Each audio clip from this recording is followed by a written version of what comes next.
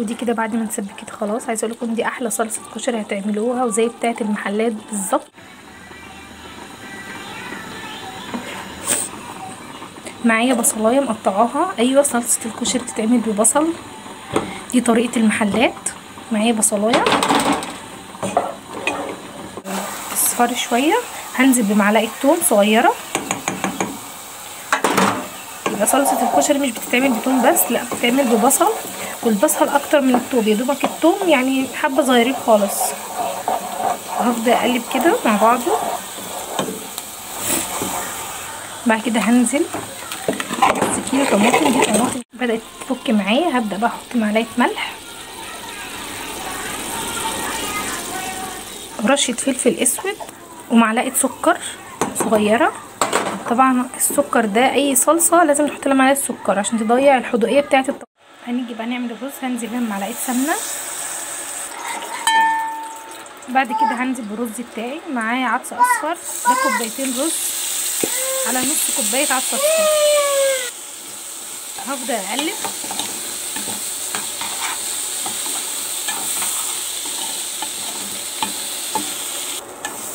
مهم جدا ان انتوا تقعدي تقلبي فيه شويه على النار عشان خاطر لما تنزلي بالميه ما يعجنش معاكي. زي ما انتوا شايفين كده انا بقعد بقلب فيه مثلا 5 دقايق ولا حاجه.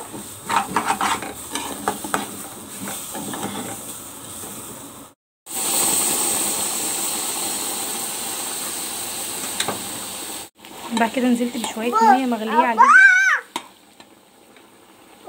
بعد كده احط شويه ملح واغطي عليه بقى واسيبه، واغطي عليه خالص النار.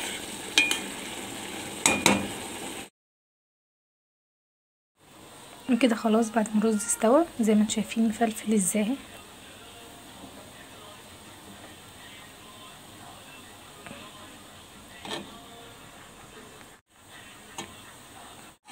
وكده خلاص بعد ما الرز استوى زي ما انتم شايفين مفلفل معايا ازاي. وهنا الميه غليت معايا للمكرونه. هنزل بشويه زيت وشويه ملح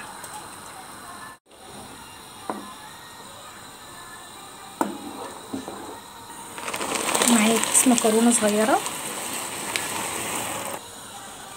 كيس مكرونه طويله انا قسمها على مرتين.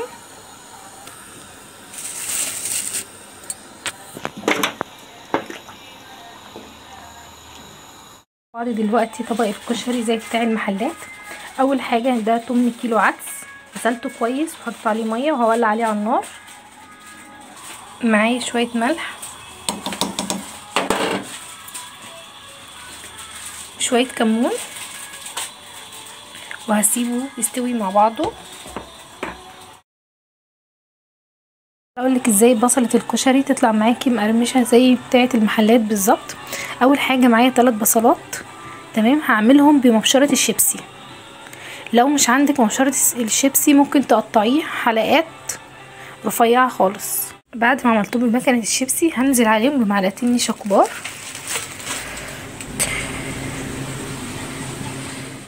مع معلقتين دقيق كبار. هو ده اللي هيخلي معاكي البصله مقرمشه ولونها ذهبي. هقلب بقى كده كله في بعضه. اول لما الزيت عندي يبدا يسخن هنزل بقى بالبصل بتاعي.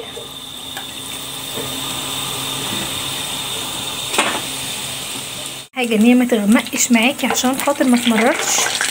هي كده خلاص. شايفين لونها اهو، شايفين هي طالعه معايا لونها ذهبي ازاي ومقرمشه.